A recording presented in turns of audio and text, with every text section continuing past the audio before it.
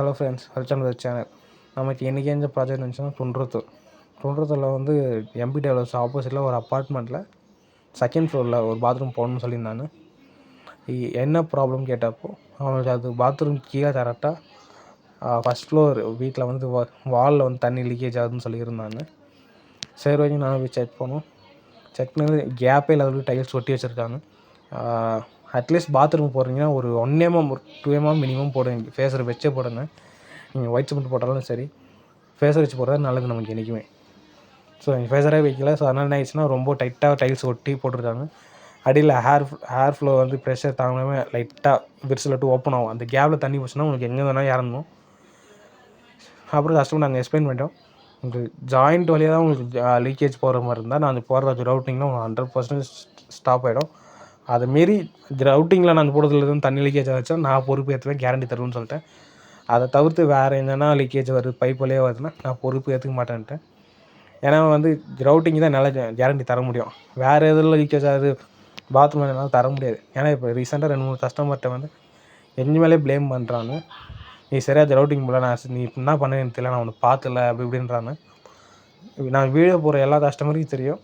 நான் ஒரு வீடியோ ஒரு ப்ராசஸ் பண்ணிவிட்டு கஸ்டமர் கூப்பிட்டு தாட்டின்னு இருப்பேன். எவ்வளோ டீப்பாக பண்ணுறேன், எவ்வளோ தட் பண்ணுறேன், எப்படி க்ளீன் பண்ணுறேன், என்னென்ன ப்ராசஸ் பண்ணுறேன், எவ்வளோ ரவுட்டிங் போடுறேன், எவ்வளோ மீறுதுன்றது அவங்களுக்கு தெரியும். சரி கஸ்டமர் சரி ஓகேன்ட்டாங்க.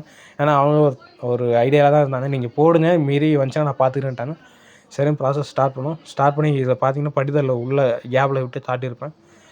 4 mm கேப்பில் நான் டீப்பாக போட்டிருக்கேன். ஃபுல் கார்னர் பண்ணிவிட்டு அவங்க அந்த ஒரு பாதி லேயர் போட்டு க்ளீன் பண்ணிடுறாங்க. பார்த்தீங்கன்னா தெரியும். அடுத்தது அந்த லேயரில் தட் பண்ண ஸ்டார்ட் பண்ணிட்டாங்க. இதுமாதிரி ஒரு வாட்டி நான் பாதி முடிச்சுட்டு கொஞ்சம் டஸ்ட்டு போனதுக்கப்புறம் கஸ்டமரை கூப்பிட்டு நான் தாட்டின்னு தான் இருந்தோம். இங்கே இந்த கட் பண்ணியிருக்கோம், இந்த இடத்துல இவ்வளோ தண்ணி வெளியே வருது, இங்கே இவ்வளோ பிரச்சனை இருக்குது, தண்ணி வெளியே வரதுலேருந்து 4 mm 6 mm மிஷின் இன்னும் இறக்கி போட்டுருன்னு சொல்லியிருக்கோம். அவனும் சரி மெட்டீரியல் அதிகமானாலும் பரவாயில்ல நீங்கள் போடுன்னு சொல்லிட்டாங்க. நானும் 1-2 டப்பா வாங்கிட்டு வந்தால் நாங்கள் போட ஆரம்பிச்சிட்டோம். பார்த்திங்கன்னா தெரியும். சேம் டீப்பு தான் 4 mm சுற்றி நடுவில் ஜாயிண்ட் எல்லாமே போட்டிருப்போம். கார்னரில் எங்கே தண்ணி வெளியே வரும்போது அது மட்டும் இன்னும் ஆழமாக இறக்கி விடுவோம். ஸோ உங்களுக்கு வெஸ்டர்ன் இருந்துச்சுன்னா வெஸ்டர்ன் சுற்றி போட முடியாது. ஏன்னா அந்த மிஷினும் கட் பண்ண முடியாது, வெஸ்டர்ன் அடி வாங்கிடும். இந்தியன் டாய்லெட் இருந்துச்சுன்னா இந்தியன் கார்னர் சுற்றி நாங்கள் கட் பண்ணிவிட்டு ரவுட்டிங் போடுவோம். அதுமாதிரி எல்லா சைடு கார்னர் ப்ளஸ் ஜாடியில் வந்து வெறும் ஒயிட் சிமெண்ட் போட்டிருந்தாங்கன்னா நாங்கள் கட் பண்ணி போடுவோம். பட் அதுக்கு மீறி ஆல்ரெடி லிக்விட் எதனா போட்டிருந்தாங்கன்னா நாங்கள் டச் பண்ண மாட்டோம் அதில். ஸோ பார்த்தீங்கன்னா தெரியும். 2வது வாட்டி திரும்ப என்ன பண்ணுறேன்னா திரும்ப அந்த ஜாயிண்ட்டு ஃபுல்லாக ப்ரெஷ் வச்சு க்ளீன் பண்ணுறாரு. க்ளீன் பண்ணி மொத்தமாக எடுத்துருவார். எடுத்ததுக்கப்புறம் தண்ணி ஊற்றி மேலே துடைச்சிருவோம். தண்ணி ஃபுல்லாக ஊற்ற மாட்டோம், ஸ்பாஞ்சினால பிழிஞ்சிட்டு தண்ணியை மேலே துடைப்போம். ஏன்னா ரவுட்டிங் போடுறப்போ எனக்கு டஸ்ட்டு விடாது, கேப்லேயே விடாது, மேலேயே விடாது. ஏன்னா டஸ்ட் இருந்துச்சுன்னா டஸ்ட் அப்படியே ரவுட்டிங்கில் ஒட்டிக்கும். அதனால நாங்கள் பக்காவாக க்ளீன் பண்ணிவிட்டு ட்ரை ஆனதுக்கப்புறம் தான் அடுத்த ரவுட்டிங் ப்ராசஸ் நாங்கள் ஸ்டார்ட் பண்ணுவோம். ஸோ ஒரு பாத்ரூமில் வந்து நான் டைல்ஸை கட் பண்ணிவிட்டு ரவுட்டிங் லேபரும் பண்ணிவிட்டு மெட்டீரியலும் சேர்த்து பண்ணுறோம்னா 3000 வந்துடும். மெட்டீரியல் இல்லாமல் வந்து 2000 வந்துடும். ஓகேங்களா? ஸோ என்ன இவ்வளோ வாங்கிருக்கீங்க சில பேருக்கு எல்லாமே சில கஸ்டமருக்கு தெரியும். ஏன்னா இதில் எவ்வளோ கஷ்டம் இருக்குது, இது எவ்வளோ எஃபர்ட் போடணும், இது எவ்வளோ ப்ராசஸ் இருக்குன்னு தெரியும். ஏன்னா மிஷின் கட் பண்ணுறப்போ டஸ்ட்டு ஃபுல்லாக இந்த மூக்கில் தான் வரும். நாங்கள் வெளியே மூச்சு விட்டாலும் ஃபுல்லாக டஸ்ட்டாக தான் வரும். அவ்வளோ வேலை இருக்குது எங்களுக்கு. ஒரு வேலையும் ஹார்ட் ஒர்க் இருக்குது. ஸோ சில பேர் புரிஞ்சுக்கிறாங்க, அவங்களுக்கு தெரியும் எதுக்கு இவ்வளோ வாங்குறாங்க, இவ்வளோ பிரச்சனை வருதுன்னு. சரின்னு நோக்கி இந்த கஸ்டமர் சரின்ட்டாங்க. ஃபுல்லாக க்ளீன் பண்ணி முடிச்சுட்டு கொஞ்சம் ட்ரை ஆனதுக்கப்புறம் நான் ரவுட்டிங் போட ஸ்டார்ட் பண்ணிட்டோம். ஓகேங்களா? ரவுட்டிங் ஃபுல்லாக நான் போட்டு கவர் பண்ணி முடிச்சதுக்கப்புறம் மேலே கெமிக்கல் இல்லை ஷாம்பு அதை போட்டு நாங்கள் க்ளீன் பண்ணுவோம். எதுக்கு நாங்கள் கெமிக்கல் ஷாம்பு க்ளீன் பண்ணுறோம், தண்ணியே ஊற்றுறோன்னு சொல்கிறீங்க, அப்படி ஏன் தண்ணி ஊற்றுறீங்கன்னு கேட்டிங்கன்னா, நாங்கள் தண்ணி ஃபுல்லாக ஊற்ற மாட்டோம்.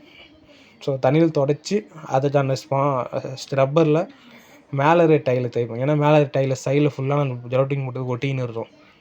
அதை வித்தின் குறிப்பிட்ட டைமில் நம்ம க்ளீன் பண்ணலைன்னா அந்த ரவுட்டிங் டைல்ஸ் ஃபுல்லாக ஒட்டி ஒரு 10 minutes போகும். ஒட்டிச்சுன்னா அது எடுக்கவும் முடியாது. என்ன பண்ணணும், நம்ம திரும்ப டைல்ஸை உடச்சி தான் எடுக்கணும். ஏன்னா அவ்வளோ ஸ்ட்ராங்காக ஒட்டிக்கும். பாண்ட் அந்தளவுக்கு டைட்டாக இருக்கும். அதனால் குறிப்பிட்ட டைமுக்குள்ளே க்ளீன் பண்ணிட்டு டச்சுன்னு ஸ்டெப் வச்சு க்ளீன் பண்ணிட்டு அடுத்தது ஸ்பாஞ்ச் வச்சு நார்மல் வாட்டரில் ஃபுல்லாக தொடச்சி எடுத்துருவோம். ஏன்னா ஷாம்பு போடுறது வளவளன்னு ஆகிடும் டைல்ஸ் ஃபுல்லாக. அதை க்ளீன் பண்ணி எடுத்துகிட்டு ஸ்பாஞ்ச் வச்சு தண்ணி ஊற்றி துவைச்சோன்னா ஒரு 90% க்ளீன் ஆகிடும்.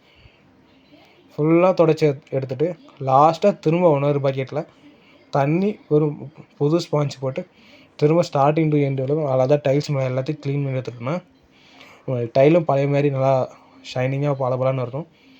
கிரவுட்டிங் போட்ட இடத்துல நல்லா ஷைனிங்காக இருக்கும், நல்லா சொரசொரப்பாக இல்லாமல். ஸோ அதுக்கு தான் நான் கிரவுட்டிங்க்கு தனி எக்ஸ்பர்ட் இருக்குன்றது. ஸோ இது வந்து டைல்ஸ் ஒட்டுறதுன்னு பண்ண மாட்டாங்க. அதேமாதிரி கிரவுட்டிங் தனியாக ஆளுங்க இருக்காங்க இதுக்காகவே.